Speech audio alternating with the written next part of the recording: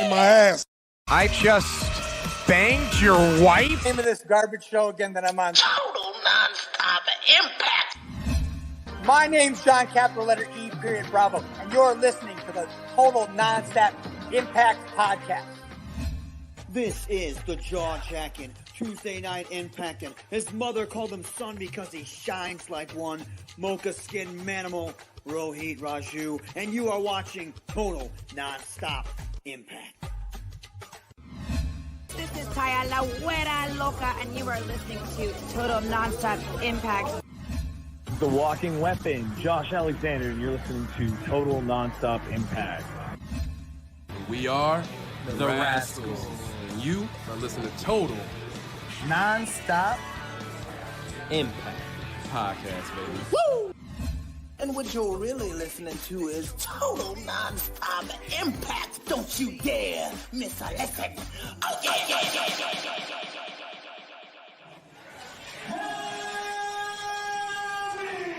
What's up, Impact Wrestling? Let's make some noise!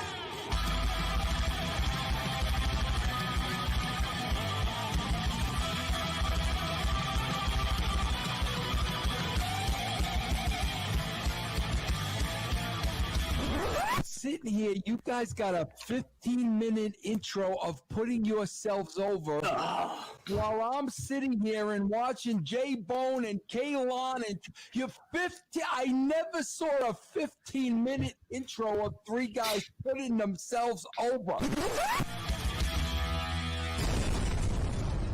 This is the good stuff. Welcome back, everybody. Total Non-Stop Impact, Impact Talk for Impact fans. Featured right here on the TNI Network. This is the Impact Plus Weekly, and this is Trent Long, my co-host for today. Bill and Mark are in the house. What's going on, gentlemen? Sunday night. What's happening? What's new? Oh, either one of you can go. Ooh, man. Well, we're starting off. We're starting off odd today, guys. We're off. We're off. That's right. Yeah, we're off to the races here. Well, I haven't gone anywhere. I'm tired. It's late. I don't have any big news, so I'm going to push on this one over to Bill to see. I'm sure he was doing awesome stuff this weekend. I'll see in all sorts of shows, light tubes, everything. Oh, Jesus, Bill. That is true. That is true. I was down at Atlantic City, got back about an hour or so ago. And yeah, I did a Saturday night deathmatch show, the Tournament of Survival with GCW, and then a doubleheader today with Beyond Wrestling at a 1 p.m. show, followed by another GCW show at 5 p.m. So, and I will get into it because there was some Impact talent at the show today. Okay. I'm representing one of them right now. Tasha Steeles? Tasha Steeles? Yes. There it is. You did put up a picture with Tasha, I saw. That was nice. Oh, nice. That was good. How is she? I've never met her. How is she? Cool? Very nice. Very cool. Very cool. I'm like, yeah, snatch. I'm like, snatch a bitch Sunday. She's like, oh, it's snatch a bitch Tuesday, Wednesday, Thursday, Friday, Saturday, Sunday. That's awesome. We should definitely get her on the show at some point. She's new enough, and be cool to get her over a little bit. Yeah. Definitely No. I think she'd be a great guest because it's like her and Kiera are having a great it's going to be interesting to see because they were doing the stuff with Havoc and Nevaeh. So it'll be interesting to see where that goes. I have a feeling we're going to see something on that for Tuesday. I'm sure we'll get into Emergence chapter or night 2 because it was funny. They had that header like they talked calling it chapter 1 last week, but still every other reference has been the night 1 and 2. So it was only weird. That one.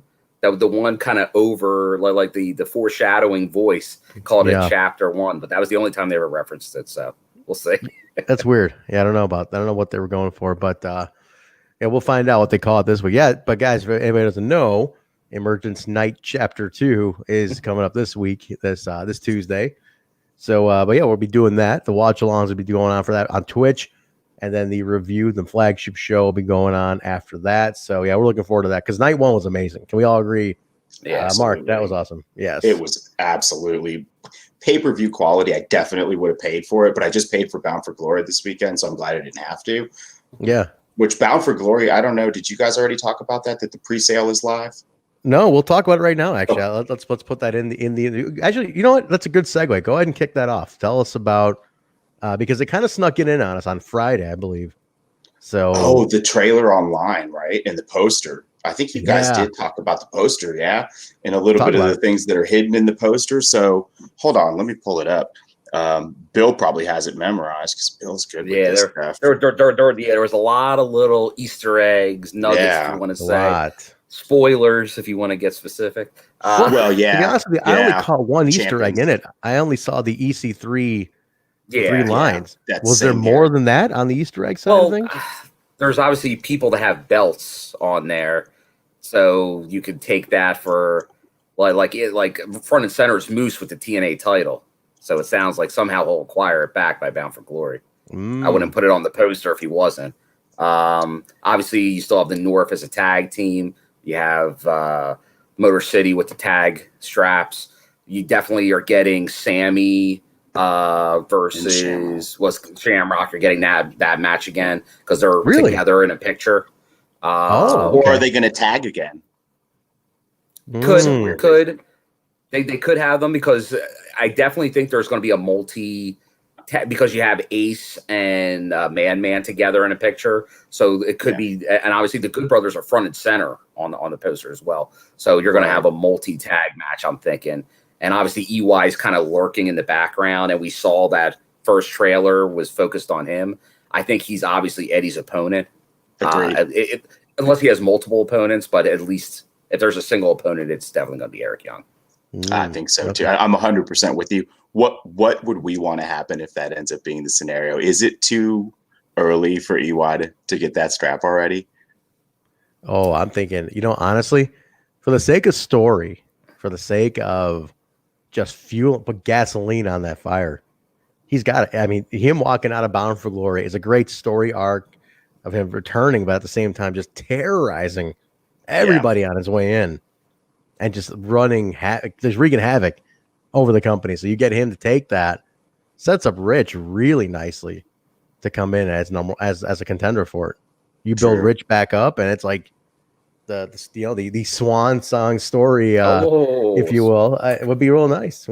So could be interesting. I would think putting it on air would give you Rich. So if you want to see Rich in that title picture, Eric walks out. Do, right? Plus, it's a good match too. I mean, Eddie and Eric Young, Bound for Glory, that's homegrown guys. So that's a good one, man. Match. The only, I'll play devil's advocate. Eric Young, to me, from what I've seen so far since his return, he doesn't need a belt. I kind of like him being this shadowy terrorizer. I feel like you could go on with that for a year, or how long did it go before Macho Man got his match with Hogan? Like 2 years or something, right? You can drag it out a long time, like if the story's good. If the story's good, you can. The thing is, we're in a day and age where it's like real hard to drag out things sometimes nowadays. Wow. And you got so much talent that you got to fit into programs and get them into things, and it's like, man, dragging out too long, you might end up passing up opportunities for other talent. Good point. I see your Rascals. Yeah. What I mean? So, and that perfect example of the Rascals, like you end up like, if they do put the tag belts on, it's like, man, we're not in that peak zone with them to do it anymore. It'll almost feel like forced in a sense. So I think you just gotta strike when the iron's hot, where it makes the most sense from a story perspective. But we'll see. And it can go. And look, the poster isn't the end all be all. It could just be, here's a collection of talent. It doesn't really mean anything at the end of the day. Could be. It wouldn't be, because Slammiversary was just a collection of talent. Slammiversary really had no rhyme or reason to it. But this one, I don't know. I think there is on this one. Yeah, I would agree with that. So we'll see, man. We'll see. Chuck's saying makes a good point. He's saying that the Rascals can lose to the North over and over, but then go over the Guns for the titles. Yeah. Because the story was built in with the Guns too. I could see that. They did have the built-in story there. This is something that we and you guys have talked about a bunch, is they've kind of painted the Rascals into a corner. We'd all love to see them get that run, but it almost doesn't seem like there's a path to it that makes sense right now. The Guns are the only path to it. And that's okay. Here's the segue too. Des. Yeah, I was just about to say, you were telling us to talk about it, but since you're here, Yeah, talk about this. That photo with Taya and Rosemary that was posted. Yeah, with Dez in it. And he's wearing. Yeah, friend of the show, right? Institution of Impact, and in Dez's shirt is real wild and loud, kind of like Bravo-esque, right? I mean, in a way, are we getting is this a stable now? Like a 2-woman, 1-man, and a manager stable. Impact would totally do this. It's so different because you've never really seen that. So different. But what would you? Yeah, I mean, what would it be? What would you do? How does it all work out? There's so many questions with that one. I don't know. I don't know. That picture blew my mind. It could have been for fun, or it could have been something. I don't know. It's a good question though, man. Wait and see on that. But yeah, Dez, is that his style outside? Is that could he have just been wearing that? It was just so outside of Rascal's uniform. You know? I know. Yeah. That is definitely not his style. But so I don't know, man. Know me, I was scrutinizing it because it's Taya related. So of course I'm more interested in like, what is it, just a picture or is it bigger than this? Could be. Who knows, man? No, I will fight. Listen, wait and see. I couldn't even tell you. So BFG is on sale, right? You can get it through Fight TV. You can do pre-order. Yes. Yeah, you can $39.99. $39.99. That's it. $40. How do you guys feel about that $40 price tag? You know, in today's day and age, there are a lot of $20 pay-per-views out there. 40's heavy to swallow, but then again, they're not doing them that regularly. No, you only got a couple of these big ones here that are 40. Yeah. But here's my other point on this though. Case in point, they're not asking much out of you throughout the whole year. You got the big one, and then I'll tell you what, Slammiversary, when a show's built so well, nobody gawked at the $40. Nah, you know, it's people couldn't wait to spend $40.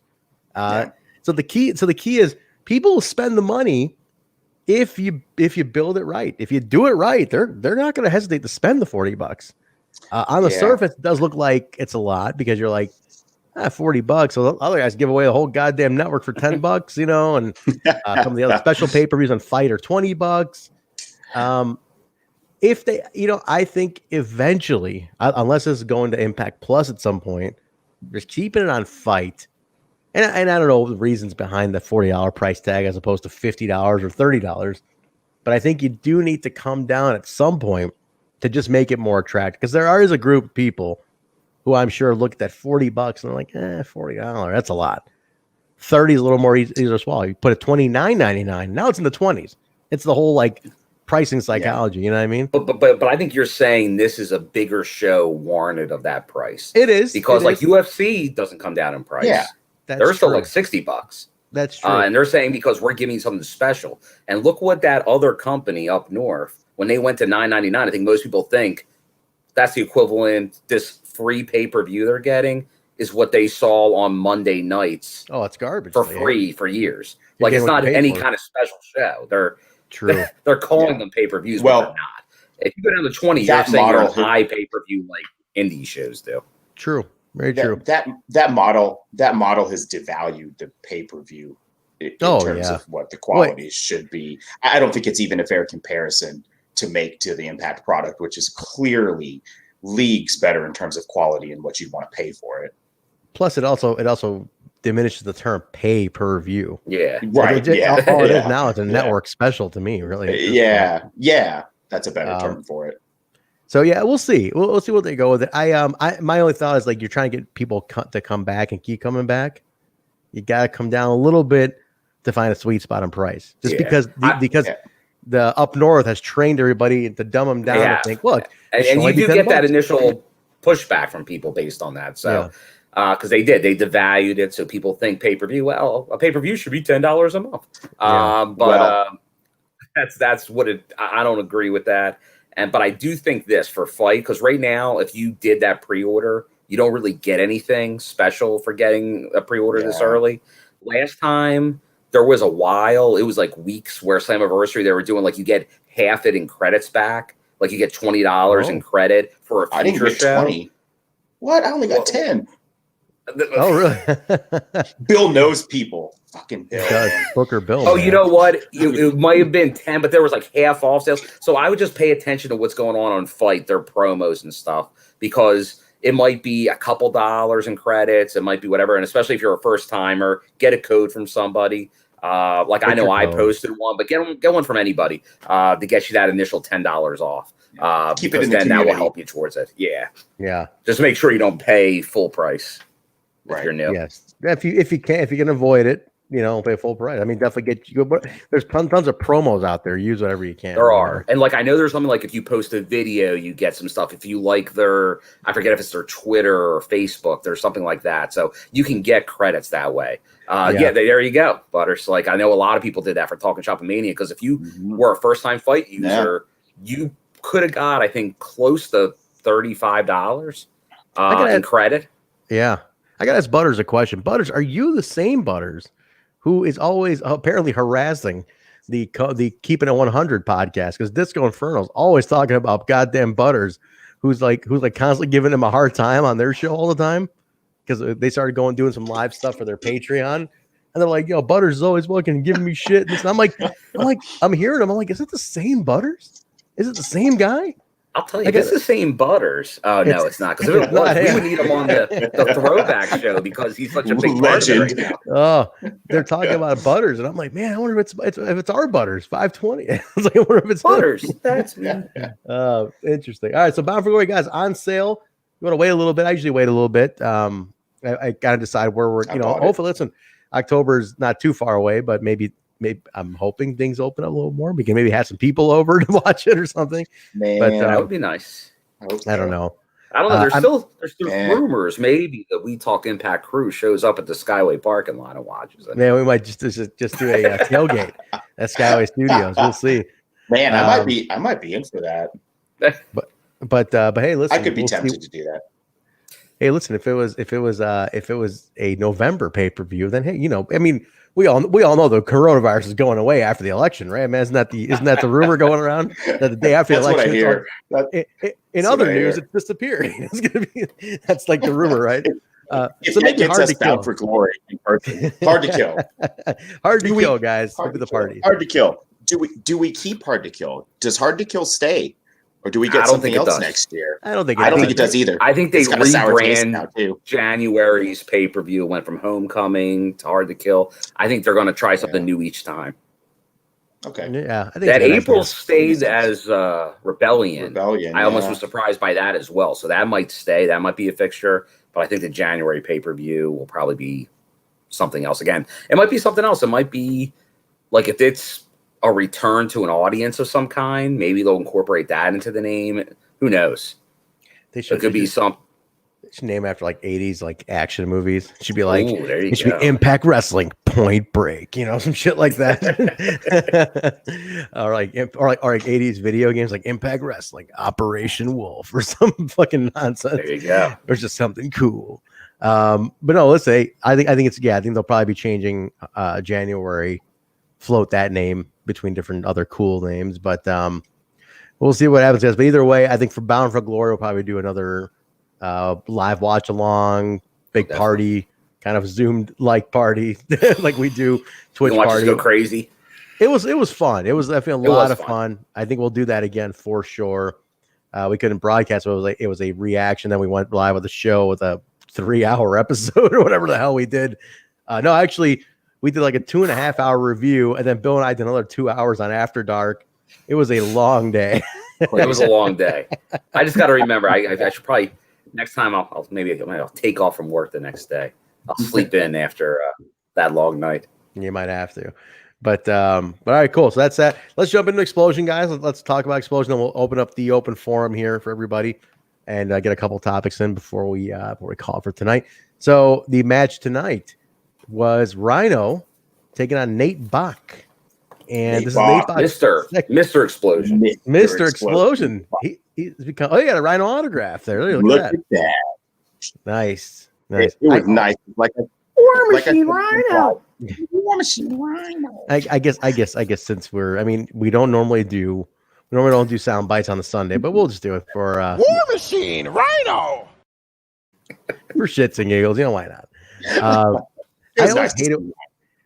A big pet peeve I got with Rhino is that because they named him, they spelled it RHYNO when he went up north. And I hate the people who still do it and like results and shit like that. I'm like, come on, man. It's just fucking ignorant. He's not Rhino with a Y anymore. I'm OCD, but I'm like, okay, you clearly know he wasn't Rhino before then. They did it so they can copyright it, or trademark it. So go back to the regular spelling. And I hate when people do that and they put in results pages or listings for Impact, and it's like RHY. I'm like, come on, go back to the old school Rhino, please. Just a total small detail pet peeve of mine, but I digress. As Taz would say, I digress. But it was Rhino and Nate Bach. Nate Bach, Mr. Explosion. He's Mr. Explosion, man. He's like the Barry Horowitz of Impact in 2020 for sure. Yes. What kind of name? Man, cheers to Barry Horowitz. Well, what kind of name is Bach? I mean, because I know a guy. I work with a guy with the last name Bach. And I was same spelling of this. Same spelling, B-O-K. I'm like, I'm like, what? What like, kind of name? I don't know, but I almost feel like that's a name that got cut off at some point. It was longer. Definitely one of those Ellis Island names. Ellis Island. Like, you are. That's it. Yeah, agreed. Definitely some kind of European, and there's like, let's cut that off right there. You're gonna be Bach. If it was the other spelling like Johann Sebastian, then you were gonna say something, Mark. No. I'm looking at the comments and wondering.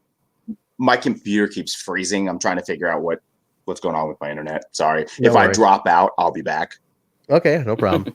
Thanks for Critical Thing for noticing the DCC shirt. This is my favorite t-shirt that I own. I noticed that there was, like I said, there was that you were still when we first were backstage before we came live, and there was a still picture of just Trent with like his eyes open and that shirt, and I was like, whoa. I'm like, blink, Trent, blink. I get you ever with t-shirts so cool that you want a backup of it? You're like, I want to get another one, so I have two. Speaking of that, I do have a little Impact story for that. Go ahead. What do you got there? This quilt is made of t-shirts. Oh, it's there a you quilt go. made of no t-shirts. shit. That's awesome. a good way to reuse them once they go. Yeah, exactly. That's cool. So keep in mind for your old wrestling shirts.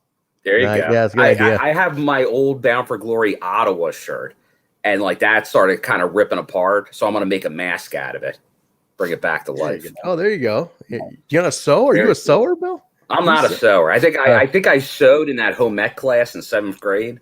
So we're gonna see. I'll probably follow a YouTube video and see what happens. It might be a total butcher job by me, but we'll see. We'll see what I can do. Nice. But I know, speaking of t-shirts, like that Rob Van Dam. Hold on, give me a closet. Reach. Room of magic. The Pro Wrestling Tees unboxing that we did. That's a great shirt. My buddy Dave that I go to the shows with. The hair. He bought like 4 extras of these shirts off eBay that people were like, they bought their box for whatever and put the shirt on eBay for like $3. So he's like, hey, once it gets worn out, I'll have a lot more to wear. I like that shirt. No shit. So he bought a bunch of them.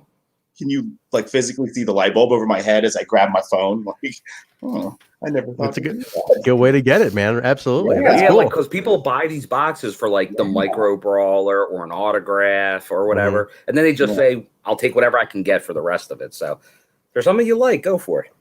It's a good call. That's a really good call. All right, so Nate Bach and Rhino. I gotta say this Nate Bach, right? He's not flashy. Well, he's not. He's not flashy, but I gotta give it to the kid.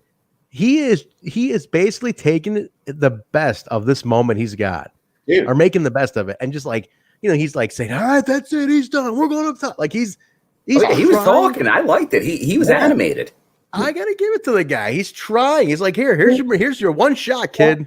And imagine. Well, now it's a second shot, so they saw something in Nate Bach. Well, and for the first match, they put him in there with Suicide of all people in an empty arena on the secondary show. And they're like, go ahead, kid. And hey, man, we talked about it last time because I happened to be on this show last time we saw a Mr. Explosion Nate Bach match. And we said he did a good job. And you know what? He did again. You're right. Match was solid. He was the aggressor. He looks confident. They don't call him Mr. Explosion for nothing.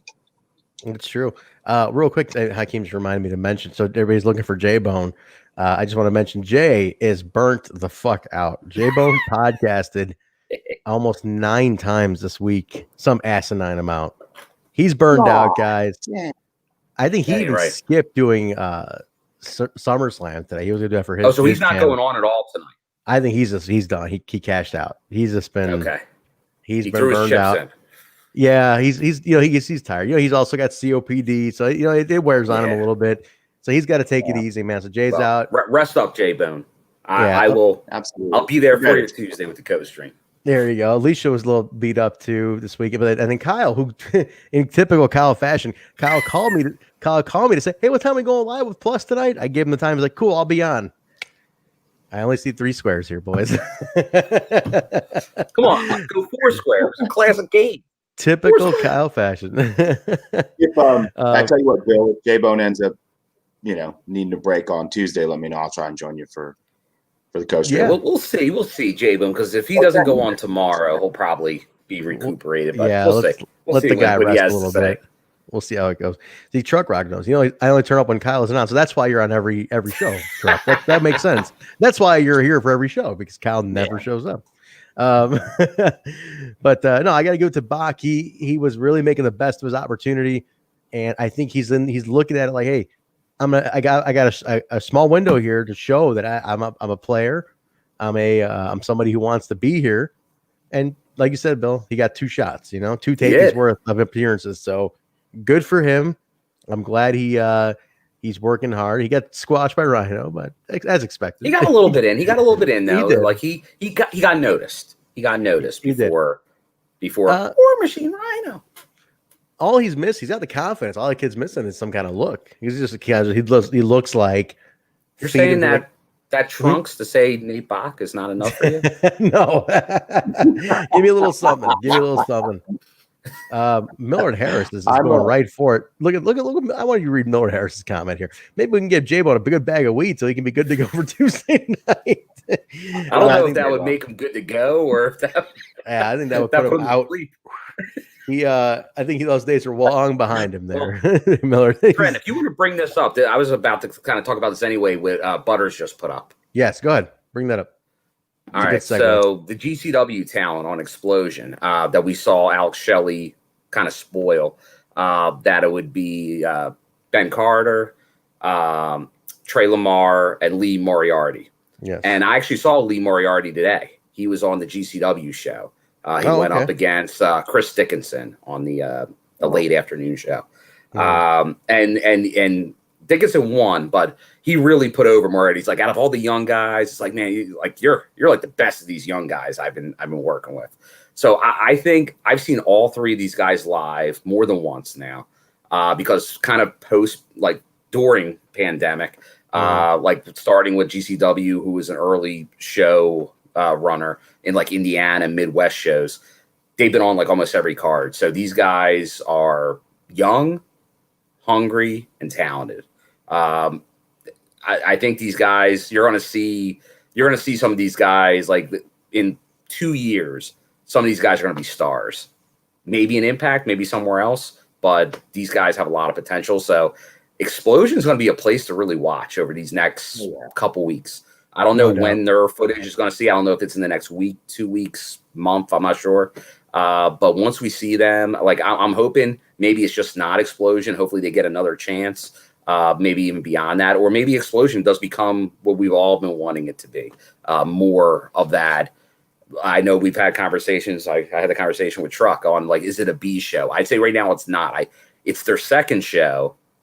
It's their syndicated show. It's not their B show, because it's just an added by calling it their show. B show means there's like it's a content related show when it really isn't. Right. It has a format. I'm fine with it. Like I always said, I look at it as what I would think a Saturday morning wrestling show would be. Yeah. Recaps, new match, highlights, interview segment, fine. And I can have that as something, but a B show would be a developing storyline show, which it is not at this point. But with these new guys coming in, I think it could be. You gotta get rid of that. You gotta get rid of that long flashback, though. It's just like that eats up a match. That's another match. It does. Too long. Yeah, way too long. I don't mind a flashback, but keep it short. Keep it short. Highlight it, but you don't even need the recap is fine from the previous week's Impact, but that flashback match, it's like we don't need the whole thing. I get what you're trying to do with this, but I just don't like. My thing is, if you're watching Xplosion, a lot of times you probably already have Plus. So like you're trying to sell Plus with this, I don't know, but good point. You mentioned those 3 new talents. That Ben Carter is the one I've heard most about, and people. I remember we had him for AAW 1 match, and we tried locking him down for more, and he's like, I don't want to lock in for more matches. I mean, I'm getting a lot of offers, blah blah blah. So we'll go month to month. I remember Danny Daniels looked at me right away, and he's like, that kid's signed in a year. He's gone in a year. Like he's like, I guarantee that was earlier this year. And he's on TV. He's going to make TV. I mean, if it wasn't for pandemic, probably would have been quicker. But he's like, that kid signed in a year. I mean, he's like none of these guys are unsigned probably just because of the craziness of what's going on now. I won't say end of the year, but like by early next year, like these guys are probably all signed. Yeah, somebody's going somewhere. They definitely. I mean, these other guys I've been hearing a lot of great stuff about. So we'll see, man. I'm excited to see what turns into these guys. I think it's a great opportunity to develop new talent. So we'll see. We'll see where it's headed. And it's exciting what's that? It's exciting news for Xplosion. I mean, it's a bit of something that's unique to Xplosion, and that's what it's needed. Hopefully, they actually get out there and promote it. I mean, I think we know that there's kind of been some issues sometimes with what's getting promoted, and they really, if they're going to do it, they need to get behind it. They can't just rely on us, the core base. You know what it is too, because the company doesn't promote it. Like the guys don't like. For example, like Dez retweeted our post about this show last week because he was on there, but it's like. What if the company promoted, hey, you want an extra Dez match this week? Like, there's one on Xplosion. You don't think he'd put that over? And I found it real funny. Baz was telling me, he's like, they don't want me taking ringside photos of Xplosion matches. Yeah, you notice he's never in the crowd during Xplosion. I'm thinking, why not? Why wouldn't you? Yeah. I get you're doing shit, but it's like, it's one fucking match. Why wouldn't you not want to document those and then have a cool picture to put out there and match graphic? Yeah, that's marketing collateral, if nothing else. Shoot B-roll, take pictures. It's already happening. It's happening anyway. Yes, but consider that it's treated so like thirdly. It's like why not make a match graphic for Xplosion? They never do like the cool match graphics. Like make one for Xplosion. Yeah, you get the action on it, and people are like, oh, do they even announce what's on Xplosion until it airs Wednesday? They don't, and that's my thing. It's like this doesn't take a lot to do. And if you're trying to sell the app, which they clearly are with the long flashbacks on television during prime time, then also promote that the app has original content, of which Xplosion is a regular core piece every single week. I think everybody in the room watching live, and all of our regular listeners can agree. Like, I would love a second show, an added content show that further storylines, and it also is treated with the respect of the Tuesday show. Like the same. It's like treat Xplosion like it's a big deal, and like it means something. And I can guarantee you, people will get behind it. Like honestly, like if I saw a match graphic of Dez versus whoever last week, I'm like, that's cool. I like the Rascals. Nurse Nicole loves it. She loves Dez, and I'm like, hey, there's a Dez match this week. Like she'd pop it on. You know what I mean? Like it's something where you sell, you have the show anyway. Like you're saying, Marq, you're fucking taping it anyway. It's on your thing. Why take the extra effort, make a match graphic, tweet it out, promote it out, put it on Facebook? Why not drive people to it? They leave so much on the table when it comes to something like that. And Twitch as a whole, it's like you're leaving so much on the table with this. Yeah. Well, we could have a whole series on the things that are living on the table. I get that. Sure. And I would like to have a show about that. If you guys would, I would love to open panel this one day. Like an idea shoot around, but not to shit on the company. Not to shit. No, more so like if we could put them into the world. Yeah, if we could put them into the world like this, maybe somebody will see it and they'll run with it. Rohit's the X-Division champion. Let's not pretend that you didn't get that shit done partially, right? Man, come on. Rohit #1 fan base right here. He's now, come on. We can do anything. I truly feel like there is power in numbers and power in voices. And I think, Rohit's a great example of that. You're right. Because we know damn well they were holding, they were just keeping a thumb on him until they saw like what AEW started doing with him, other indies started doing with him after that, and then like the buzz people started seeing like, wait a minute, he's treated this way here. why is this TV company not giving us? And they're tagging. There was a hashtag, give Rohit the mic. And then what happened after that? You know, I mean, there's power in numbers. And I think if we make enough noise, people would see something. Like I was, before we went on today, I was talking to Mikey Whipwreck and Mike Freeland. I was talking to the Firmer Material guys about some stuff. And I was hanging on Mikey Whipwreck. And we're talking the same thing, just about how there's just so much stuff that you can do with Twitch. And it's like a show like ours could be a nice addition to their Twitch, you know? A show like having an official podcast would be good. It's like you guys are leaving that on the table. Why isn't Iceman on every week doing something? You know, why isn't so-and-so hosting an Impact on? Like you have all this stuff at your fingertips. Use it. You know? Yeah, and they did some more early when they first went on Twitch. Oh yeah, like absolutely. Before live events. Remember the infamous New Orleans Mania weekend where Josh went on for like 20 hours over the course of the weekend. That was fantastic. Obviously, you can't run these people ragged doing that. But heck, when shows are back up, I'll volunteer. I'll do it. Like Kid Ref was doing it at times. Get somebody, maybe these talents that you're saying aren't getting TV time. Have them be Twitch people for you. Like have cousin Jake doing some stuff, Twitch exclusive, going around doing whatever. Have all these characters doing something. It's a good way to get viewership, especially now that Twitch is growing for them because of the product. This is now the show. This is now that show that we were going to do. We're doing it right now on what they should do to make. Yeah, exactly. Turning into that. We'll blend it into the open forum. But I want to talk to you around the ring. It was Willie Mack who said it. So Rhino wins, by the way, duh. But it was Willie Mack. I'm going to give it up for Mr. Xplosion Nate Bach. We've seen two decent, solid matches out of him. He looks confident. He's athletic. His trunks are fabulous. But hey, if he can nail down his spot as Mr. Xplosion now, when this whole new crew comes in, he can say, look, guys, I'm going to put you on my back and we're going to go to glory. And there you go. Xplosion invades Impact. Nate Bach leading the charge. That's right. So the Around the Ring was Willie Mack, who reminded us that it was the second time on Around the Ring because he did one with Josh. And then David Penzer said doesn't count. Now you're doing David Penzer. So speaking of Around the Ring, as we're kind of, you just mentioned Rohit and all that stuff. What was that, a month ago, 5 weeks that he did Around the Ring with Penzer, which was a total shoot. And that's this thing you're getting on Around the Ring. If for anyone watching this, just for like maybe the open forum that doesn't really watch the Xplosion, go back and watch at least the Around the Ring segments with David Penzer, because they're pretty much shoot interviews and like they're referencing other promotions, they're referencing if the guy's struggling, they're talking about it. Like Penzer's having an honest conversation with these guys, like you would on like one of our podcast type stuff. Like it's a different look to what you're usually getting here. It's not really a ton in character. It's really out of character. And then you have someone like Hernandez the past 2 weeks before this, where they just kept on going talking about stuff. So they had to do two of them. 2 parts. So I think that could become a trend. I could see Penzer having other multi-part interviews. I hope so. I mean, if you're wrestling fans love to peek behind the curtain, Around the Ring is that.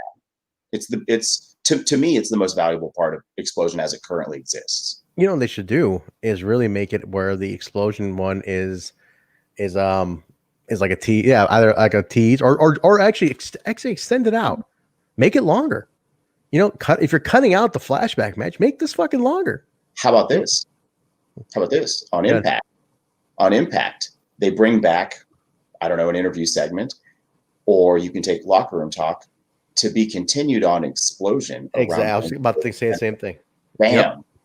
Man, that's really investing in the Xplosion. But you got it. We're all saying. I know that's what we're all saying. But I don't know if it's this or if it's a different show. And Xplosion remains what it is, and there's a whole different B show with this type of, because honestly, I think what we're all talking here, to be a B show or an A- show, hopefully, would be a total revamp of the show. Yes, it needs a reboot. It ain't just taking the flashback away. It's kind of reformatting the whole thing. I think this show can serve a very good purpose, but it can't be looked at as your B show, because then it will not live up to what you want it to be. This is a fantastic idea about having a TV title tournament that takes place and ends on Xplosion. You want to bring importance to that show? You give it a belt. Yeah. You know, you give it a the title. Xplosion title. You can't give it a belt in its current format. That you have to revamp. No, not now. And also, I definitely want to get into and Hakeem, hold on to that thought about the Velvet Sky Mike Tenay interaction. Maybe turn it into the interrogators. Yeah, that'd be cool. So I want to come back to that Mike Tenay thing later on. But yeah, it was good. It was a good interview to talk about PWG, his history there, his history growing up. Willie's cool. I would like a longer one actually. He literally the way he does on promos, that's how he talks. He's just like, that dude just chill constantly. Like, yep, I was just fucking doing that. I guess. Like, he's just chilling, man. Just watching wrestling, fucking going shit. Cool, man. Like, it's just, David Penzer's like, no, this guy's really chill. Fuck. But no, it's cool. He knows more about the King of the Mountain match than Penzer does. That's true. The fact is that Willie Mack is the only guy, and it's a shoot, brother, that the only guy on the roster that actually knew every rule for the King of the Mountain match. Which is pretty impressive. Yeah, I don't know what they asked Ethan, but from who they asked, it was definitely he was the only one. The King of the Mountain match rules are like Calvin Ball. I have no idea what they are. But definitely I wouldn't mind having these to be a little bit longer. But it was really good, very insightful. Flashback match was Eric Young and Magnus from Sacrifice. Was it 2014, I believe, or 15 or 14, 15, I want to say maybe. And he, it was the rematch. Magnus's 15, right? Magnus's rematch of the title. Eric Young retained. I don't want to go into that one too much. And then the recap was Eddie Edwards and Brian Myers last week. So the open challenge, Eddie retained. So great match. Against the most professional wrestler. The most professional. So professional. So I've been watching some of Brian Myers stuff after that. He's really, really professional, like at a very high level. I'm looking forward to see what they're going to do with him next. He had a match with Joey Janela, right? You saw that match this weekend. Today? Was it today? Was it this weekend? I think he did the other day. Maybe it was a Friday? Or no, it wasn't Friday. It had to be, was it yesterday? But I saw him, because I saw Joey Janela the past 2 days as well. And I'm trying, or did I just see him today? It must have been his yesterday. It must have been his yesterday. He has seen so much wrestling, he cannot remember what he saw today. Oh, yeah, it's all blurred. I saw one yesterday and two today, but I know he was on a Wrestle Pro show because I'm thinking about going to their next show that has Brian Myers on it as well in September. Okay. And I'm intrigued by him. I don't know much about him, but he looked really good. His vignettes have been great. His promo seems strong. He covered Talking Shop last week, the podcast, if you guys listened. And he hosted, and he was great. Like he's got a lot of positives that I think we're going to get to see. Yeah. There's a lot coming from him. He can cut a good promo though. I like that. Killer promo. Killer. Yeah, he promo. can talk. He can talk. That's the I think I was saying on one of them. It might have been the watch along. The one thing I will give, and this is something they obviously hit up north. Those guys come ready to cut promos. Like they can talk. They're as good at talkers as anybody on the roster for the most part. And Impact has some great talkers. But these guys, they're ready. Like the Good Brothers, Myers, these guys are all good on the mic. They are all good on the mic, man. They're really polished on the mics, which is good. You want good talkers.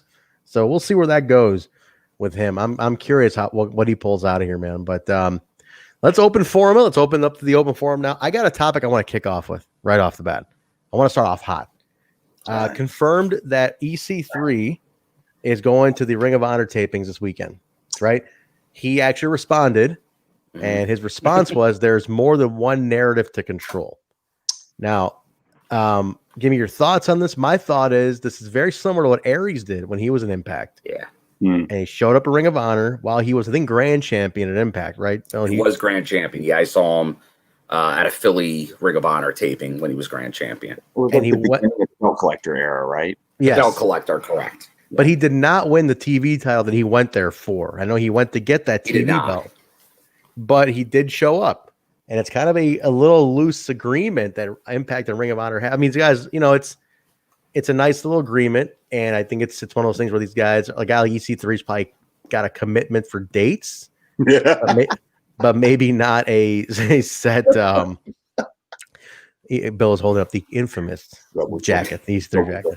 Trouble. But it's not a long-term contract. I think it's one of those things where it's like, yeah, let's go get your buzz, go do it. It's only going to help the product. The narrative story is an Impact story. So it's an Impact built story. Well, it's EC3 story, but hosted by Impact. Impact's the first company to put it on a stage. So now Ring of Honor is going to get to taste it a little bit. Yeah. Does it bring it back to Impact? Does something happen from there? Does he also show up somewhere else? Maybe maybe some followers will follow him from Ring of Honor to Impact. That's what I'm thinking. So what do you think, Mark? You got some thoughts? Man. Okay, so I have to tie in a couple of other promotions just because. So Thunder Rosa is wrestling Hikaru Shida, right? So there's a cross promotion there. And then EC3 went to Ring of Honor this weekend. There's talk of New Japan and Impact. I'm starting to get a little bit suspicious of maybe the end of contracts as we know them or the way working relationships work because there's so much crossover going on. The EC3 thing scared me. Trent, I texted you. Yeah. I was like, fuck, what does this mean? Did we lose him already? Shit. Yeah. I was like, what happened? And he was like, calm down. This is just him getting more eyes on the product, which is true, but I don't have a solid opinion. I hope EC3 is home for a long time. That's it. If they want to have him work other promotions, I trust Impact Management. This regime has been spot on about every single thing except Tessa. So, hey, I have no reason not to trust them to allow him creative freedom as long as he comes home. And Zach's making a great point here. What about when the Hardys did the expedition of gold? That's it's very much along those lines. Yeah. Their home promotion is one, but it's an expedition. It's a working agreement, and I like that. It's like the more working agreements you can have from these guys, and if we get a trade, let's say that's like, hey, you could have EC3, you give us the Briscoes for an appearance. Fuck, cool. I'll take that in a second. That'd be great. Absolutely. So if they work it right, it can definitely be done. But obviously, hopefully they followed all this carefully. Like they made sure this is not something that could backfire on them. Yeah, obviously, there's a promotion, and I know Don has strong feelings that if they were to try that, they felt they already got screwed by that company before. So I don't think you'd see them working with that company down south, we'll call it. But I think New Japan, obviously with the Good Brothers, that was in their contract. We know that for a fact that's open. The EC3 thing, obviously he teased a few promotions early on, so this fits his narrative. But if it results in some type of talent share, and we got to remember, because of the craziness going on, yes, they taped whatever style of TV they're looking to do, but still their roster is so limited. And obviously Billy Corgan's promotion, like these people can't hold them hostage to not work. So they got to find ways and avenues for them to get work. Because of all the Impact talent I'm seeing at these GCW shows, I was telling you guys off air, I think there's some type of a loose agreement with them right now to use their talent, because they got to find them bookings. They got to find them work, to really make, because they're used to doing so many independent bookings a year, these members of the roster. There are some that didn't really do them, but most of them did. You're talking at least half the roster that worked indie dates along with their Impact dates. On top of which you're not having live events with fans, so merch sales are going to be down. Your royalties will be down because of that. Some of your house show bonuses will be down. So they're losing out. So it's like, hey, go get your money where you can. Yeah, because we are going to be down in other places. Yeah, so it's a different time. Oh, I was just going to say, it's hard to speculate, and we probably shouldn't on some of that stuff, but it's just hard not to, because it's what we love, right? But I know the times are different. Maybe exactly what you guys are saying is probably what's going on. Corgan, he can't put on a show with what skeleton of a roster he's got left, but he doesn't want to lose his champion. So what is he going to do? Sure, go work the big show, get a big payday, get our belt on big time TV. Mm-hmm. Come back and run. It's going to be that was the whole idea when they brought it back, was somebody else to host their, and it was Ring of Honor back then, but it's like somebody to host us to get us kind of over. So I can see that. It makes sense. It's just, if people are working like that, you hope they're working on the same page, not to screw each other over. But we're talking the wrestling business, and that tends to go hand in hand. So hopefully it's a different time. Impact gets screwed more often than not. So, another good comment there from Butters, because I did see this guy today as well. AJ Gray. AJ Gray mentioned, due to those the three guys that we talked about earlier working Xplosion, but yet also I think it was in reference to that, but just in general, he made a statement that he'd love to come work for Impact. He's like, I have a ton of friends there. It's like, I'd love but it's just one of those things. This is a different time for Impact Wrestling, because when was a couple of years ago you remember anybody out there? And this guy's one of the top guys on the indies right now, AJ Gray, and he's like, I want to go to Impact Wrestling. Like that's a goal for him.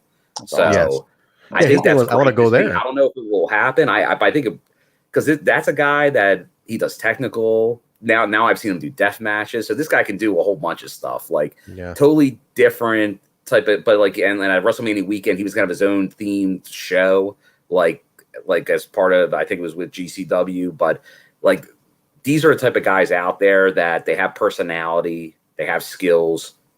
These are guys, like some of these guys are going to be big stars.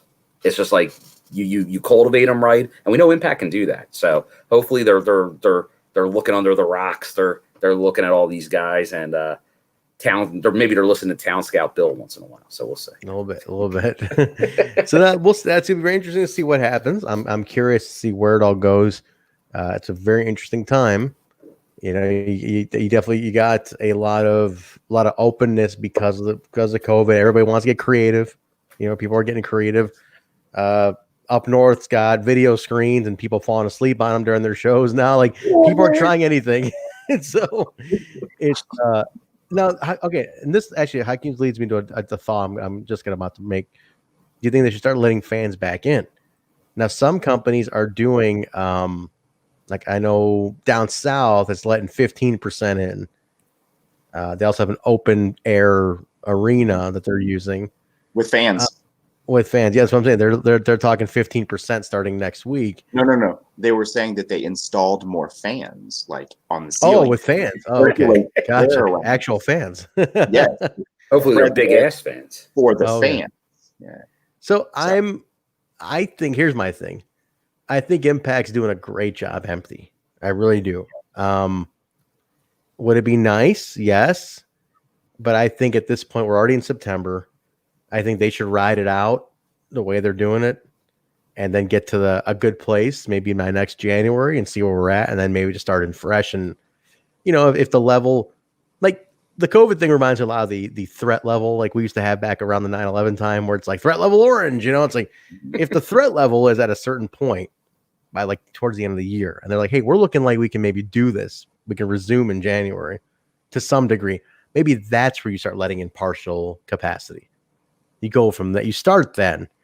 I think at this point, it's just like they're already taped through Bound for Glory. They've already got that in the can. So you're already taped up to the end of October. What's one more taping at this point to just, get it to the end of the year? I mean, so I think we're and the thing is, aesthetically, we're kind of used to it now. We're kind of like, we don't even pay attention. We're just so content oriented on the ring now. That with Impact, it's like, no, I'm used to seeing it like this. I'm good like this until I know it's all or nothing. I'll be fine. So yeah, if they weren't doing such a good job, as you mentioned, with the no crowds, I may have a different opinion. And obviously, I'm someone that I feel is fairly invested in this question. Yes. So a little bit. Obviously, I would love to be there, but it would have to be the right scenario. Like, obviously, I'm going to shows that I'm looking at and like, I think they're doing the right thing. It's spaced out, it's lower capacity, but these are not a national TV product. You got to think of how that looks on TV, how it comes across. I think it could be done at the right capacity level, but I'm with you, Trent. I think they're doing such a good job. You let it go a little bit longer this year. and then probably look in 2021, early 2021 is probably what you do. Like it could work, but it would have to be so specific on how you do it without it looking like, and it's almost like you'd have to test run it to make sure it works for TV. Absolutely. Yeah. Like it's something you can't just naturally just do. Like I'd love to, like I'd be happy if they want, I'll do a trial run, but I think they could look at the footage and be like, you know what, doesn't work. So it's, that's my vote. Yeah. That's my vote. Only Bill allowed in the crowd. I'm curious what again, like I said, it's one more taping. You're already taped through Bound for Glory. There's one more taping's worth left. Get through that, then let's talk and see what they say about running shows. Well, I'll kind of run this into it because it's Impact Plus. It's because we're talking not just Xplosion, all of Impact Plus. Because at first, I told you I was going to be going to the show in Georgia in September. That was going to be an Impact Plus taping. And now they wound up yesterday doing another show in Georgia that wasn't advertised that way, but it like sometime last week also became an Impact Plus taping of some kind. And they did it outdoors and things like that. But that whole thing, because this is like Doc Gallows. It's Larietto Pro Wrestling Guild, I believe. Yes. And he's a big factor in this promotion, Doc Gallows. And we know when the Good Brothers were signed, it was like they're going to be providing content for Impact Plus was one of the things we heard. And we're like, okay, talking shop stuff probably. But it seems like this indie promotion down in Georgia, they're going to maybe be handpicking matches, I'm thinking. I don't know if this could be an Xplosion, other features on Impact Plus. Not sure exactly how it's going to turn out because there was, other than Doc Gallows, I don't think there was a lot of other Impact talent on this card from yesterday. The one I'm going to is going to have Gallows, Eric Young, Johnny Swinger, Crazy Steve. So a decent amount of Impact talent. But I think this is something else just to keep an eye on. That they are taping content for Impact Plus in some format. Yeah, I can see it. I think that's definitely the game plan. And there will be distance crowds there, so maybe that's kind of the test on seeing how is this footage that works for a TV product at all. Yeah. All right, cool. Next topic I want to talk about was the Paul Nelson saying, "What do you think, guys? Think about Aunt Dixie interview?" I'd love to interview Paul mentioned this the other day. I was on board. I'm like, I think it's a great idea. Not sure how likely, but I will. You want to make the reach? I'll be knocking on the door just to Aunt D. I'll be like, maybe we'll I'll post a picture of me and Aunt D together from back in the day. I would like Dixie. We are her biggest proponents. I'm sure a lot of people she'll have to believe us on this. We want her in the Hall of Fame. We're big Dixie proponents, but I know there's a lot of, she probably would think a lot of that would be negative, especially people trying to say, you did this wrong, you did this wrong, you did this wrong. But we're like, you kept this company alive. We're the fans because you kept it there. You kept it on TV. And we know all these other promotions, that's almost impossible to do. What she did for Impact Wrestling is something that she doesn't get enough credit for. And I'd love to get her on the show. I think she'd be a fantastic get for the show, no question. Oh, it would be Mount Rushmore get level. It would be having Russo and her as those are two big ones that we would have been able to accomplish. So I would love to get, because they're such integral parts of the genesis of the company. Yes. So and her being longer term as well. So I'd love to absolutely get her on.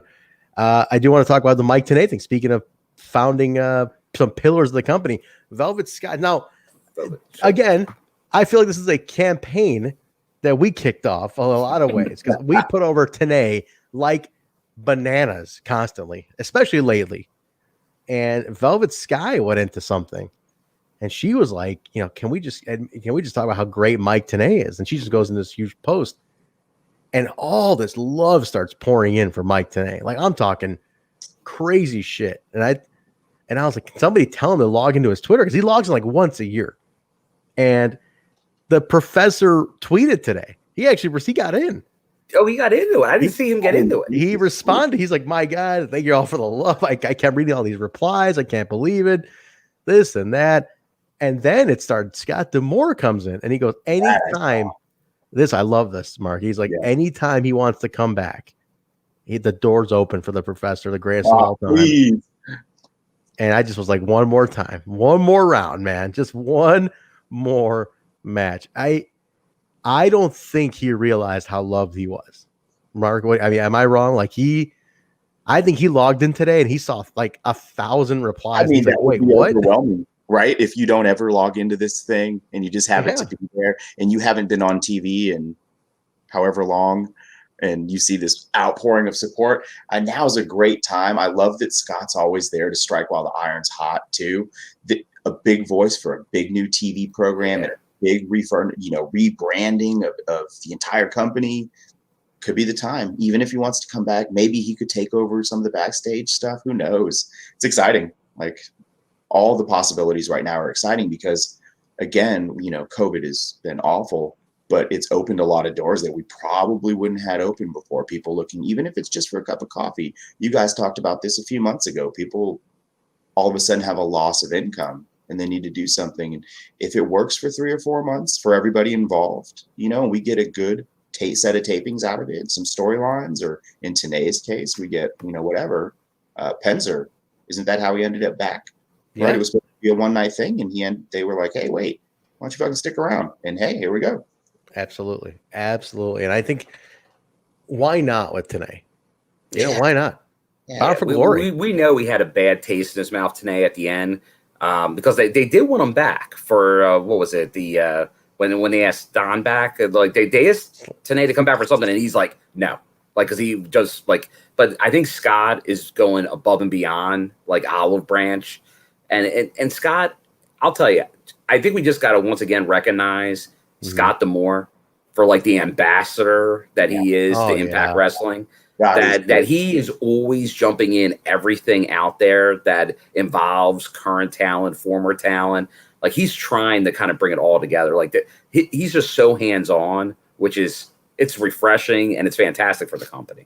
He's the reason the Good Brothers are an Impact. They said correct. A lot of guys. He is such a source, and Don's the same way. I don't want to not mention Don because he's had a huge influence too. But Don, like, obviously he went through his free agent hunting, but he does it more sly. Like, Scott's overt. He's just like he's throwing it all out there for everyone can see it. And I think for Tanay that's huge. Because that he's seeing publicly that, like, the guy that's pretty much running the show a lot of the time is out there saying, come back, do whatever you want type thing. Like, you're the man, Professor Tanay. Come on, come join the crew. Like, how can you not go, you know what? I got to work with him somehow. And it goes so far, when Scott's the one saying it and he's saying it publicly, there's 100% transparency. Why wouldn't you take a chance? If you had a bad taste in your mouth and this guy put his reputation for the company on the line and you see the work he's done in the last 3 years, Scott D'Amore is the fucking man. I'm sure you can get him back. Yeah, if there is that No Place Like Home, you guys, hopefully you all already listened to or were there with us live or watched it back with Wildcat, or Cat for short, Chris Harris, at No Place Like Home or whatever that replacement event is. Tanay's got to be there, but hopefully for a couple of these guys, it's the kickoff of more going forward with Impact Wrestling. I think you got to cherish that. You got to cherish that past. I'm a big proponent of respecting your past. What brought you to the dance? Tanay is such a huge part of it, and like I said, the more we watch Throwback. I mean, it's like it reaffirms to me how phenomenal he was, and I love that Velvet put that out using her voice today to get that out there to people. So it was very refreshing, very cool to hear that and see all that love and to see him log in. He never logs in. Somebody had to tell him. Somebody got a hold of him via the telephone. That's what I think. And I hope he saw. You got to see what's going on. I hope he saw the interrogators thing. I tagged him in like 3 weeks ago. We love the interrogators. We love them. I hope I should retweet that now, just so like it's at the top of his notifications. So when he's going back in tonight, Like, hey, what other love do I got? It's like, what the hell? Fucking interrogator. So it's fantastic. If anybody's watching the NWA TNA stuff with us on Throwback, you'll just hear it. He's so good. When he was lead, like, he was like third man. He was an analyst in WCW. Correct. And when he's lead, man, he is a captain back there. It's a fantastic talent, a fantastic commentator. Hopefully there's one more round in him. I hope so. Man, that would be so great. We're getting into that phase where we want so many people back. We're going to have to start really being choosy about who we campaign for. Yeah, that's true. I mean, I'm big on cherishing your past, man, and showing it the respect it deserves. I don't even mind multiple campaigns just to keep the names out there and keep them buzzing, just because get them buzzing, if anything. Yeah, and I'll tell you what, we kind of did start a new campaign. Anyone that wasn't there Thursday that's here now, we want America's Most Wanted T-shirts back, because they're doing all these throwback shirts with the old stables. America's Most Wanted, 7-time tag champs. This team, like, I wouldn't say forgotten, but doesn't nearly get recognized as much as it should be. But just once again, I want an AMW shirt. Trent wants an AMW shirt. We all want AMW shirts. Make it happen, man. Pro Wrestling Tees, Shop Impact. Let's get it going. I did put the tweet out. I got a lot of buzz. Whether Josh and Scott saw it, I'm sure they did see it. They didn't respond to it, but I sure think they saw it. So we'll see what happens, guys. But definitely keep those buzzes. If anybody you want to see the powers and numbers, but the other one I'm working on simultaneously is the new church. I'm trying to make that go out there. Like, the strength in numbers, guys. Make your noise online. They do listen when they can. And I think that if you want things to happen, you have to make the noise to do it. All right, let's do a couple more. Let's do a few more. But by the way, that interview, as Josh mentioned, that was an hour and 45 minutes with Wildcat. I don't know how we went that long, but shit. It was a good one. Thank you. Then it was really good. I had a great time. And he did too. That was clear that you were. His wife texted us afterwards and said he had an absolute blast with you guys. Awesome. He loved it. So that's so cool. The fact that he's just so happy, he was happy with it, that we weren't just some typical podcast, I think he appreciated that. So went over really well. Let's do like blast with him. Yeah, great. Do it again sometime. Absolutely. Let's do like 2 more open forums, and then we'll call it, because it's Sunday. I'm beat. I've had a long weekend. Definitely want to get this. Let's see what else we got here. Come on, anybody got any topics? While we're waiting for one to come in, I definitely okay. Not to talk NXT, but I just want to say, like, Cross did win that title this weekend. Yeah, he did.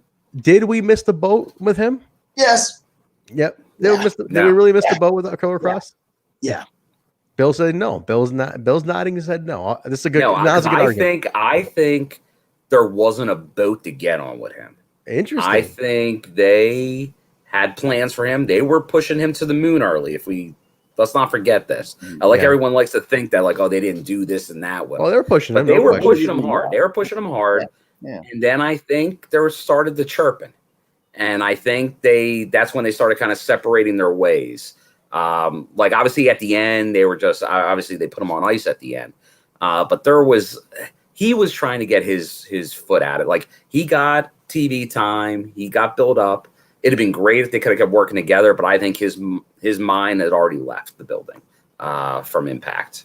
When he didn't get what he wanted, you think? I think yes. Yeah. I don't think that's necessarily storyline. I think it was just the money. Yeah, I think they were pushing him hot and heavy early. I think he felt he was already outperforming in probably those first couple months what he had agreed to with them. And I think it was like, now everyone will go, well, you just could have ripped it up and started anew. Maybe you make that work for a little while longer, but it just would have happened again. But you set a precedent that way. You say, well, that's exactly what happens. Because the second you adjust his contract mid-contract, every fucking talent like, oh, really? Correct. Now, what they did, like, I know not long, what was it now? Maybe a year ago. Like, they did give raises to, like, a bunch, like, I know Ethan Page, but it was like more like, all right, we're giving a bunch of guys we think we should give maybe an incremental raise here. Just like, you guys did a good job. Here you go. Good job. Yeah. I just think he wanted more than that. Yeah. But I think it was a little odd because, like, he should have seen himself that if they do this for me mid-contract, they put themselves in a very, very bad spot. They put themselves in an unwinnable position with every single other company. I'm the only one who said yes. I'm just going to say I was a huge Cross fan. You are. Yeah. I was a huge Cross fan. Man, his AAA stuff, his Impact stuff, his Lucha stuff, fantastic. But yeah, he shot himself in the foot. He ran his mouth. He did a lot of things that were super unprofessional. He put the company in an unwinnable position, backed them into a corner. It was a shitty situation for everybody. Let me ask you. Let me ask the room, and this is something that I thought was very, very interesting. A big comment that I saw, a running theme by a lot of people was that, well, a lot of people were saying the match was boring that he had. I didn't see it. Now, the other thing, part of that was for a while, people were like, his matches really aren't that good. Even in Impact, they're like, the term I kept seeing was all steak, no sizzle, all sizzle, no steak. And it was like, he's really not that great in the ring. And I heard the match was just crazy boring. Is that true? I never paid attention in his Impact matches. I love the character so much. I never really paid attention to the in-ring.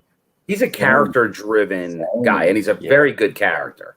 And he's like, I wouldn't say he's bad in ring. I wouldn't go to that level, but compared to what is entertaining, like that's always you can take that what it is. Yeah. He's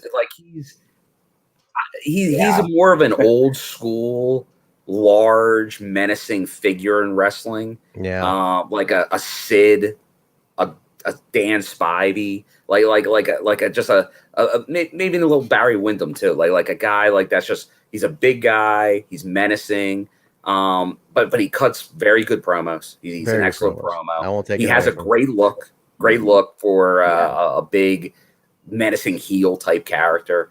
But yeah, are you going to get 5-star fake wrestling news Meltzer matches? No.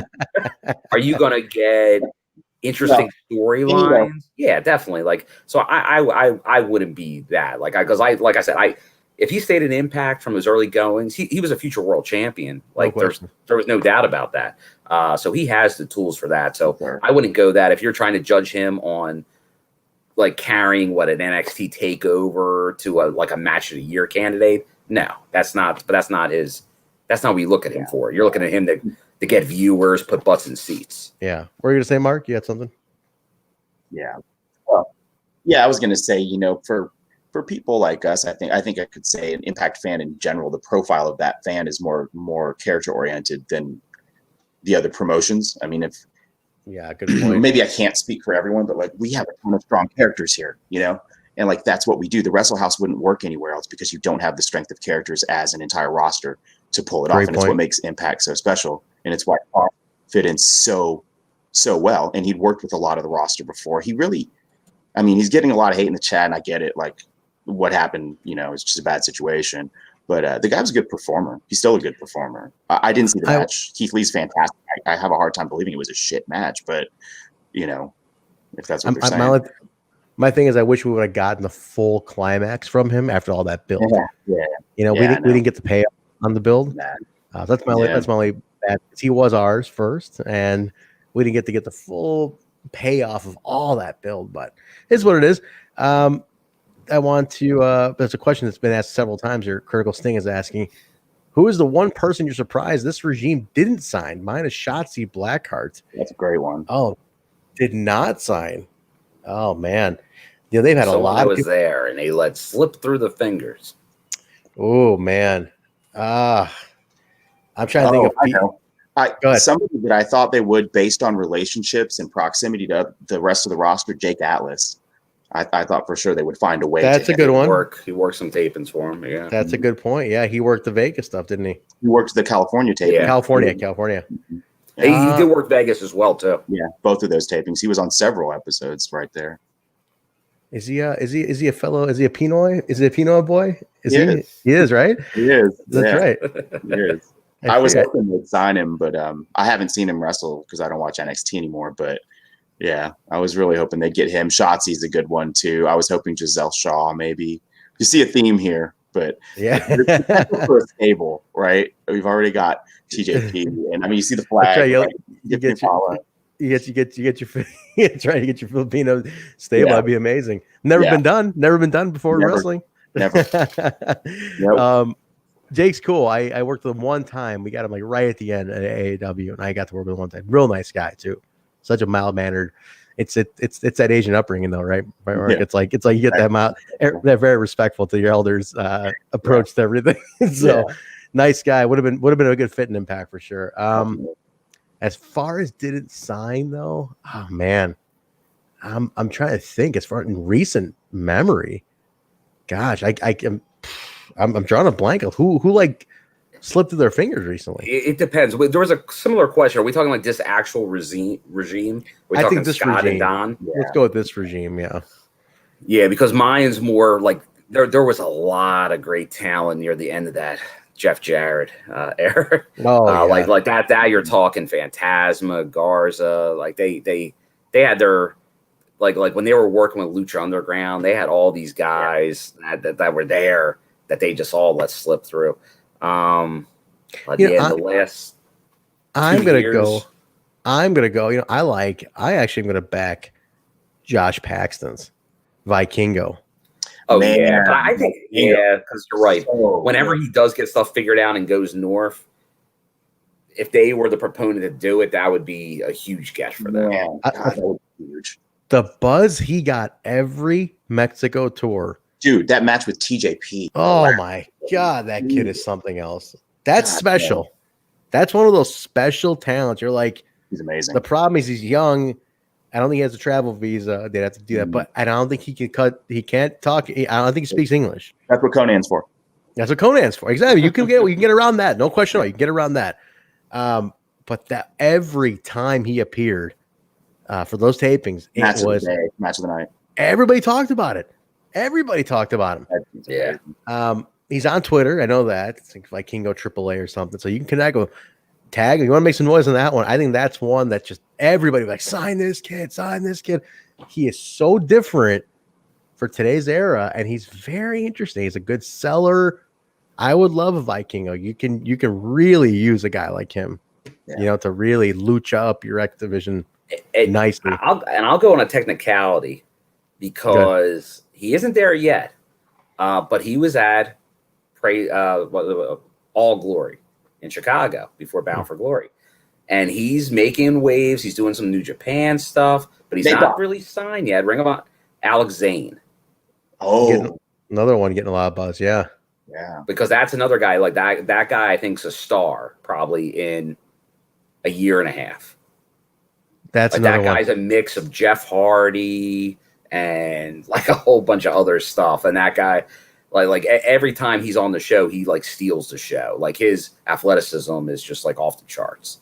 So it like he did a crazy dive today where he jumped through the audience against Janela. He main evented against Janela, and it was just like he cleared like 3 sets of chairs to do a landing on him. So it's like there's talent, like, but once again, these are just, they had like tastes of these guys. But that's under the current regime where they signed AC. So I'll go with that. But Vikingo, he's definitely the guy. If you could get anybody, he's the guy.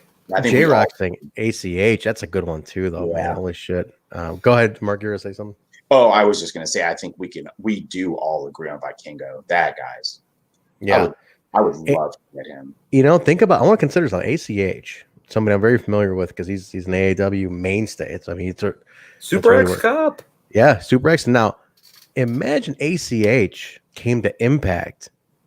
He never would have had that meltdown. To the level it was. Obviously, triggered that meltdown. Yeah. Maybe he would have had it, but what caused him to really break down because of the whole Jordan Miles T-shirt thing.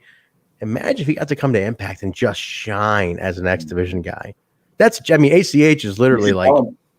You should tell him that. I should. I would like to tell him because I think he was, and I'll tell you, and full transparency here. I used to really not like working with him. I didn't want to I didn't want to produce him. I was like, he was a little difficult to work with. I'm be totally honest with you guys. This is me shooting right here. He was not easy to produce. And I could see where, because you do notice some people like love him or hate him, and it's been out there. He was not easy for me, and I was very just not a fan of his. In terms, great talent. I was like, I just don't want to let somebody else produce him. You guys can take him. I'm like, you take his. I just thought he was a little difficult at times. I get he's got his own issues, whatever it is, but when he came back after the whole breakdown that happened, I was like, this is a whole different guy. I produced him in January and February, and I was like, this is a whole different guy.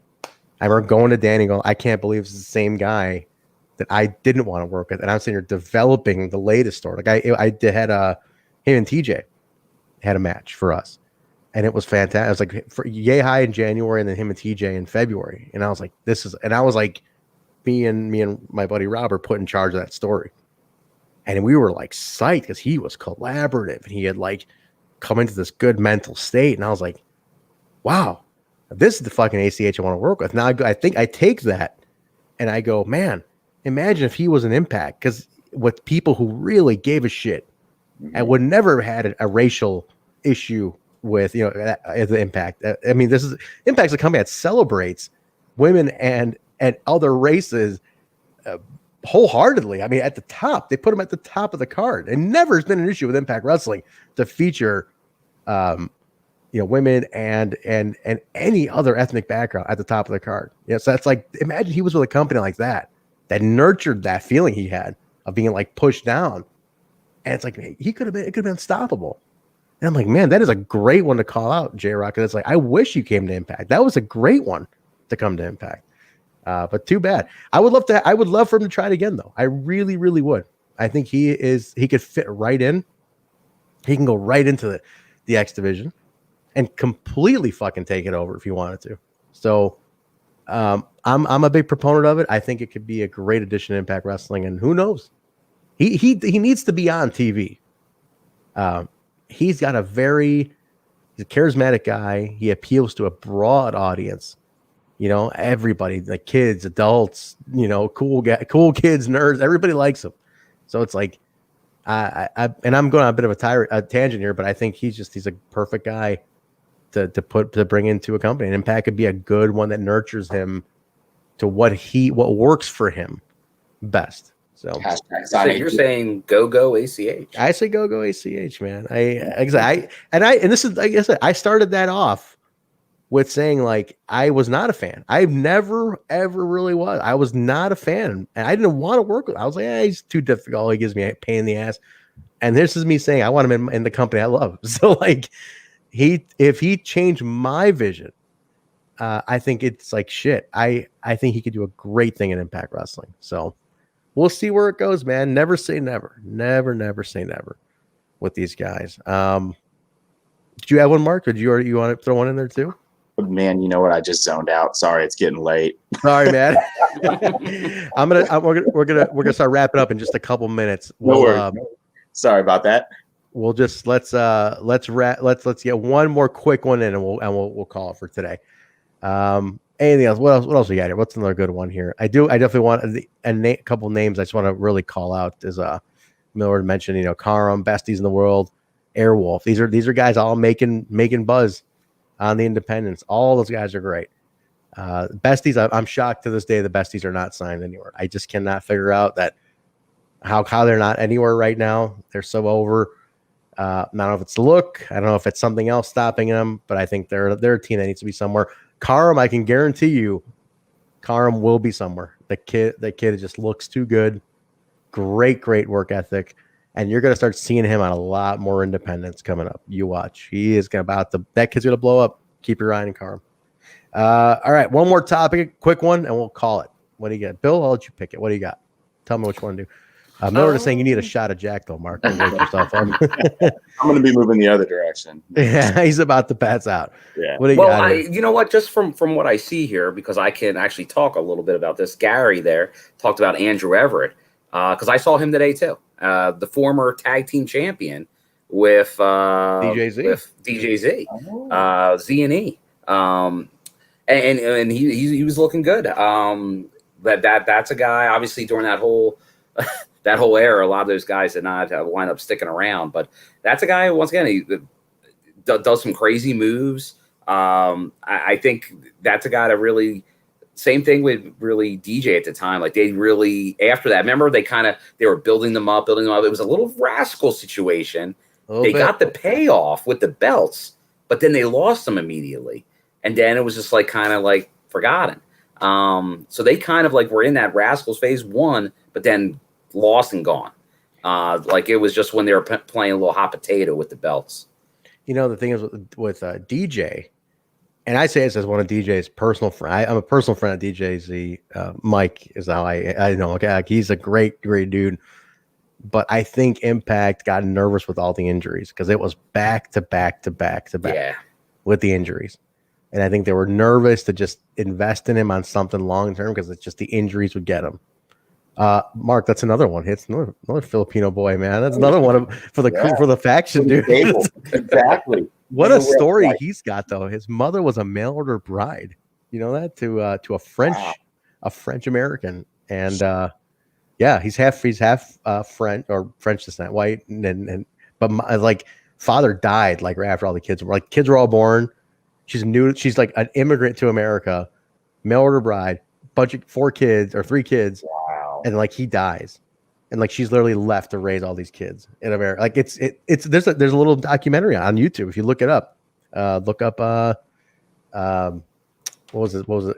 His original name? What was it again? It was Zima Ion. Shima Zion or Zima Ion.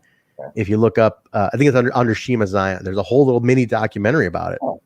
Now his mom made his first gear, and he had his Ring of Honor tryout and shit. It's bonkers, man. Great little thing. And his mother is amazing, by the way. His mom's super fucking cool. But anyway, I think that's what happened. Now he's doing great now. If I understand, he's pretty solid. He's kind of in a little mini faction. But I think at the time they were scared to invest in him because it was like he just kept getting fucking hurt. It was a bad couple years for him.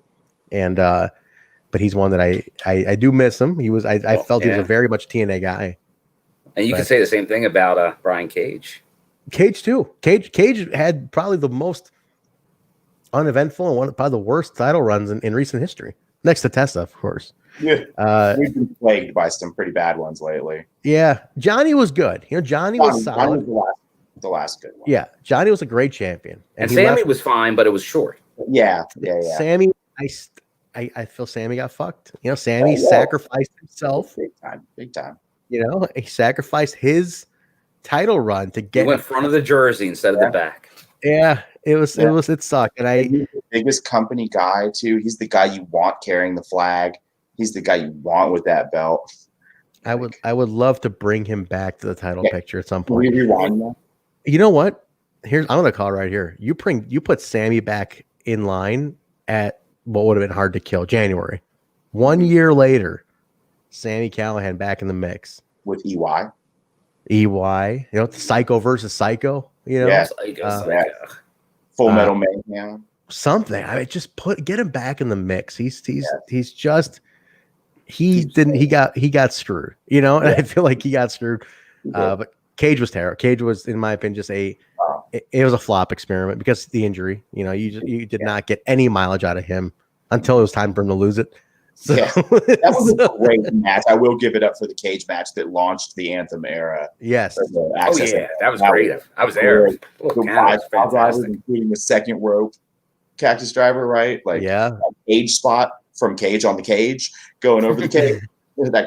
Man. Now, anyway, the diary they did for Sammy, the George Barbosa's documentary for the Fight Network on YouTube, I highly recommend it. It's made around that period, Bound for Glory into the tapings, and you said for a shoot, Cage is like pissed. I think he gave him like one too many pile drivers, and he was stiff afterwards, and he was like, Cage is a little pissed off in that little backstage interview about it. But it's a great the George Barbosa documentaries are fantastic. I highly recommend the diaries. Eddie Edwards, there's an Eric Young one coming up, I think, or is already out. That's out. I'll have to catch that. It's out. Sammy, Tessa, there's a bunch. They're so good. So, but yeah, man. Go ahead.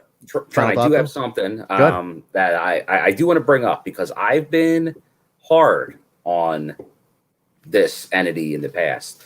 Yeah. Pro Wrestling Illustrated. Mm-hmm.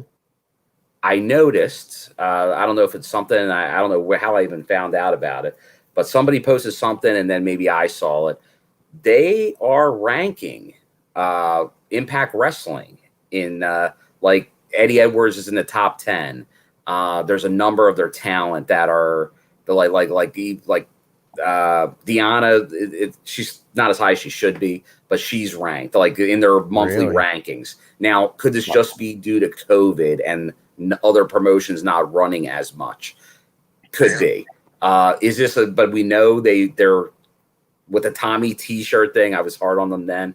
And this is something where maybe this was the beginning of them starting to work together a little bit more, having more of an understanding since they disassociated from recognizing the world champion. They haven't recognized the world championship yet, to my knowledge, but by putting Eddie Edwards, the champion, in the top 10, I think that's as high as they've been in quite some time. Yeah. So I think I at least want to acknowledge that they're doing that. So we'll see what becomes of it, but that would be at least something. I'll give them they're at least looking at progress there on their fake wrestling news behalf. we all go ahead, Mark. Well, I was just going to say we all drugged the hell out of them for not recognizing. Yeah, rightfully so. I think the roster did. Sammy Callahan, like everybody ripping them a new one. I think it's fair that you bring it up and give them, the acknowledgement that, hey, putting Eddie in the top 10 does kind of legitimize that immediately, right? Because it recognizes that you've got to be good to hold the world. Because we know that all PWI is longing for that fake wrestling news. Don't believe anything that you read on the internet.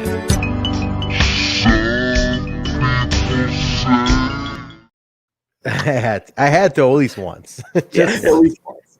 At least once. Alvarez is going to fall out of that chair one of these times. Sons of bitches. But well, that's a good one to end it on. Went pretty long here today, but no, it's definitely good stuff.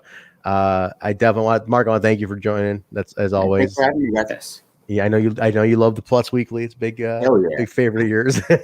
So. I can't wait until we get the changes. Do we know a timeline, Trent, for when Xplosion is going to level up?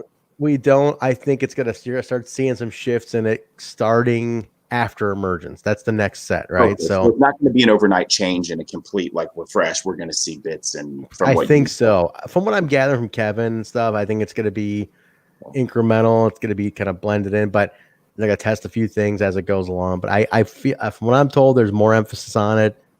Fingers crossed that it's going to get a lot more buzz. But I really got to see something happen with Xplosion. But Critical Sting, keep it for one more week. I know you had a question about the feud.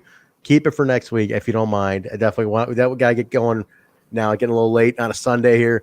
So keep it for next week. I promise we'll get to it next week. Yeah. If you come during the watch along, maybe we'll address it during one of those breaks. So yes, for sure. See, there's thing. There you go. But that's gonna do it, guys.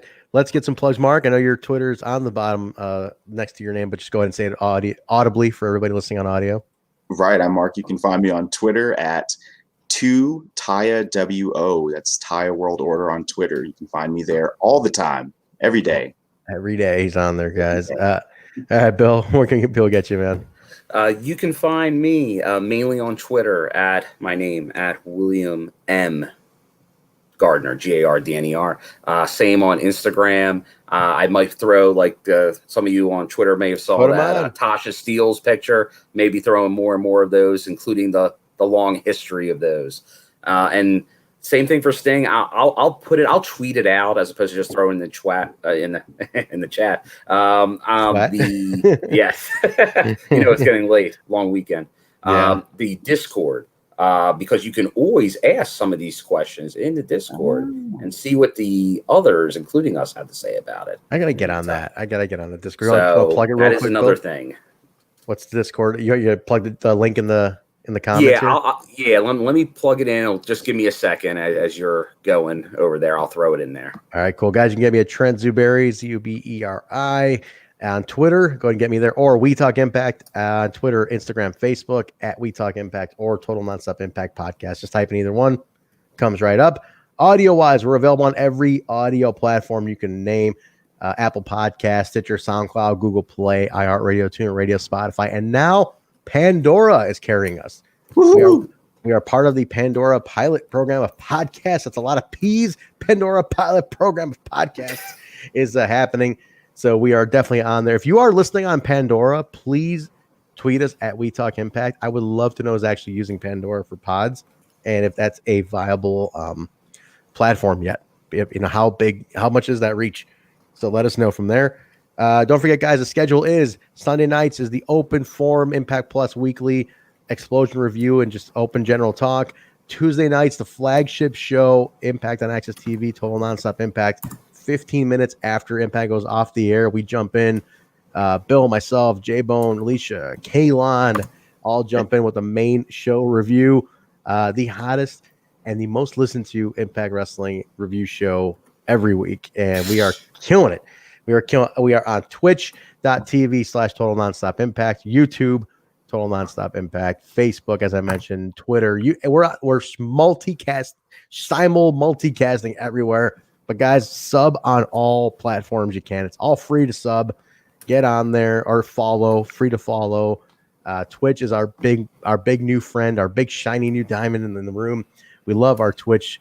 Our Twitch following is one of our favorites. And last month's success was very, very motivating to us. So I really encourage you guys to just follow on Twitch and be a part of the family there. What else am I missing here, Bill? I think that all podcast platforms. Yeah, but and Thursday nights is the NWA TNA Throwback. It's TNI Throwback. We are this week coming up is episode number 39 of the TNA Asylum Days.